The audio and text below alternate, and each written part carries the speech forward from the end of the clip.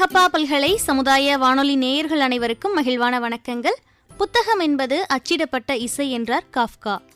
புரட்சி பாதையில் கை துப்பாக்கிகளை விட பெரிய ஆயுதங்கள் புத்தகங்களே என்றார் லெனின். ஆசானாய் கோளின்றி கோபமின்றி போதிக்கும். தேடுதல் தந்திடும் தேடவிடாது, தவறெல்லாம் திருத்திடும் வன்சொல் இல்லாது. என் உலகாயிருக்கும் மனிதரே இன்றி போனாலும் புத்தகம் போதும், உற்ற நண்பன் போலாகும். எழுத்துகளும் உயிர் பெற்று வாழ்வது வாசிப்பவரும் நேசிப்பவரும் உள்ளவரையே.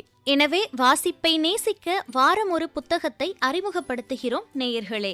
இந்த நிகழ்ச்சியில் பல்வேறு ஆளுமைகள் எனக்கு பிடித்த புத்தகம் என்ற தலைப்பில் அவரவர்களுக்கு பிடித்த புத்தகத்தை பகிர இணைகிறார்கள். அந்த வரிசையில் இன்று நம்மோடு இணையவிருப்பவர் நமது அழகப்பா பல்கலைக்கழகத்தில் ஆங்கிலத்துறையில் முதுகலை ஆங்கில இலக்கியம் 2ஆம் ஆண்டு பயிலும் மாணவி ஃபாத்திமா ரிஃபாயா அவர்கள். வாங்க நேயர்களே, இன்றைய எனக்கு பிடித்த புத்தகம் நிகழ்ச்சியை கேட்டு நம்ம பயனடையலாம்.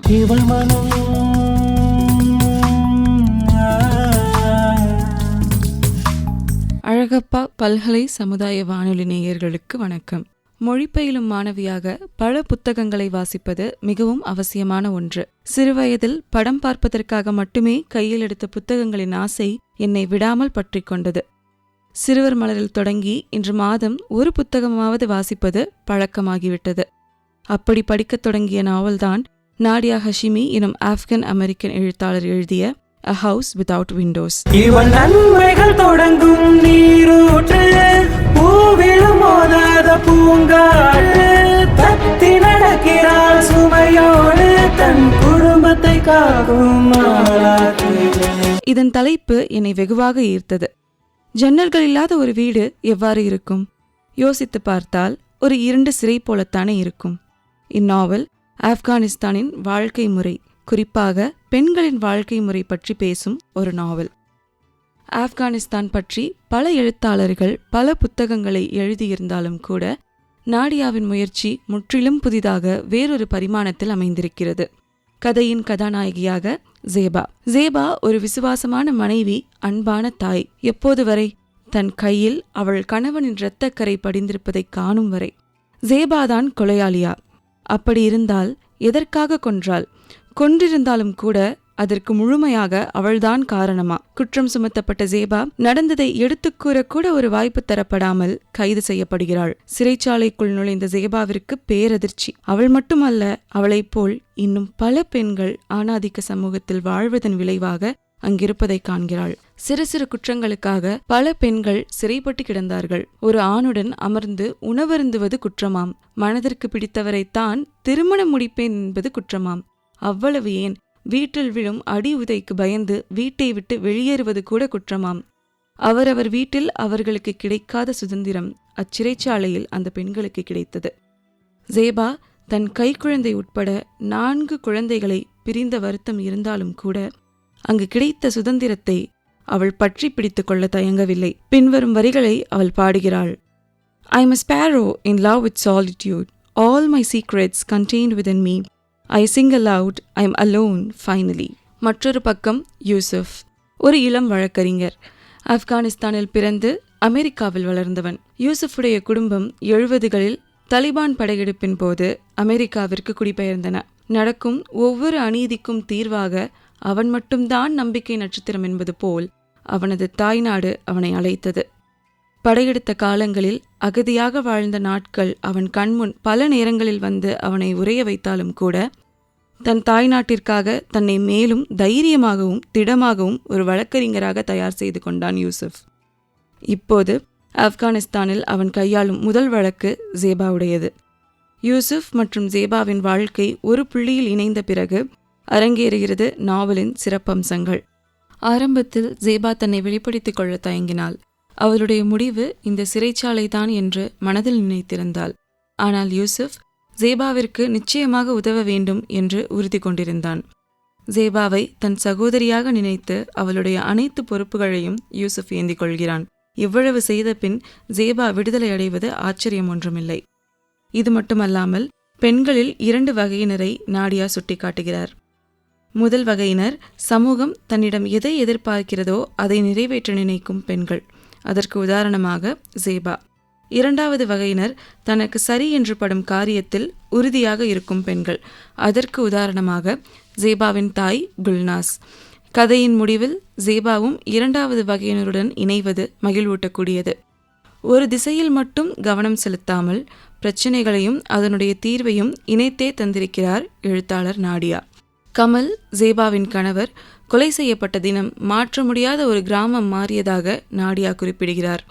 கணவரின் கொலையாளியாக ஜீபாவை அடையாளம் காட்டிய சமூகம் அந்த கணவனின் தவறுகளை ஏறெடுத்தும் பார்க்கவில்லை. 4 குழந்தைகளுக்கு தகப்பன் என்பதை மறந்து மதுவிற்கு அடிமையாகி வீட்டிற்கு பொருள் ஒன்றும் ஈட்டாமல் மனைவிக்கு பாரமாக மட்டுமே வாழ்ந்த கணவன் சமூகத்தின் பார்வையில் ஒரு குற்றவாளி அல்ல.